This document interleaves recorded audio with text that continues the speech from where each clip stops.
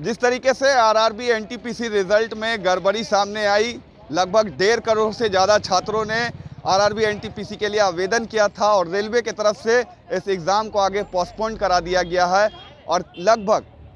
कई सारे जो छात्र थे, लाखों छात्र बिहार के, उन्होंने इस पर प्रोटेस्ट किया, लेकिन बिहार की प्रशासन ने उन पर लाठियां चलाई और इस पर चिराग पासवान ने बिहार में जो सरकार है, मुख्यमंत्री नीतीश कुमार को जमकर उसको सुनाया है कि जिस तरीके से इन छात्रों पर बिहार की सरकार लाठियां चला रही है। हालांकि उन्होंने ये भी कहा है कि केंद्र सरकार ने इस मामले को समझा है, रेल मंत्री ने इस मामले की संज्ञान ली है, कमेटी बनाई गई है और वो कमेटी छात्रों से बात करेगी। लेकिन बिहार में जिस तरीके से छात्रों के साथ जो हुआ, बिहार पुलिस ने जो व्यवहार छात्रों के साथ किया, वो कहीं से उचित नहीं था और चिराग पासवान ने इस मामले को लेकर रेल मंत्री से भी बात करने की बात कही है। इस मामले पर चिराग पासवान ने क्या कुछ कहा है, सुनिए आप। रेलवे का एक मामला है चिराग जी, आरआरबी एनटीपीसी को लेकर आपने रेल मंत्री को पत्र लिखा था, जो आपके उस स्थान से रेलवे लाइन जा रही थी, रेल मंत्री ने जवाब दिया। इस पर लगता है कि आपको कुछ करना चाहिए, क्योंकि बिहार के करोड़ों लाखों युवा इससे प्रभावित हो रहे हैं।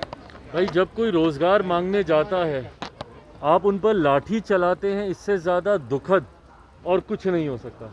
एक तो आप रोज़गार नहीं दे पा रहे हैं, रोज़गार देने में आप सक्षम नहीं हैं, और उसके बाद जब अपनी उचित मांगों को लेकर बिहार के छात्र सड़क पर उतरते हैं, तो मौजूदा सरकार, और ख़ास तौर पर क्योंकि लॉ एंड ऑर्डर राज्य सरकार का विषय आता है, तो इसीलिए मैं राज्य सरकार की बात करूंगा कि जिस तरीके से उनके ऊपर बर्बरता से उन पर लाठियां चलाई जाती हैं। भैया, वो वीडियोस मैंने अपने ट्विटर हैंडल से भी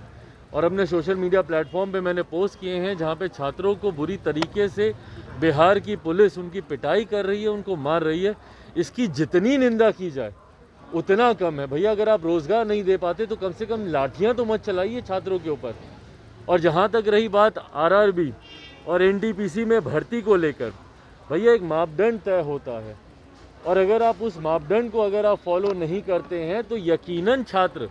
सड़क पर उतरेंगे। लोक जनशक्ति पार्टी रामविलास पूरी तरीके से समर्थन करती है। मैं डे 1 से सोशल मीडिया के माध्यम से मैंने अपनी बातों को, अपने विचारों को छात्रों के समर्थन में मैंने रखा है। जहां एक तरफ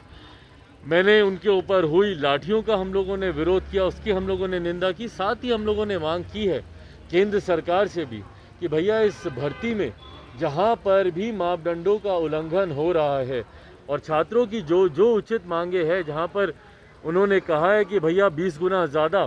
फर्स्ट फेज़ में आपको इनकी सिलेक्शंस करना चाहिए था, इनको शॉर्ट लिस्ट करना चाहिए था, वहीं पर एक पद के लिए आपने 3-3 पदों के लिए एक ही व्यक्ति के नाम को आप लोगों ने चिन्हित कर उसका जो मापदंड है उसको आपने पूरा नहीं किया, और 20 गुना की जगह से मात्र 11 गुना आपने लोगों को शॉर्टलिस्ट किया, जिसमें कि कहीं ना कहीं उन्होंने इस बात की गंभीरता को समझने का कम से कम उन्होंने प्रयास किया। और जिस कमेटी की उन्होंने बात की है कि बनाकर छात्रों से वो बातचीत करेंगे और उनकी जो समस्या है उसको सुनेंगे। बट बहरहाल इस बात को मैं पुनः दोहराऊं कि लोक जनशक्ति पार्टी रामविलास पूरी तरीके से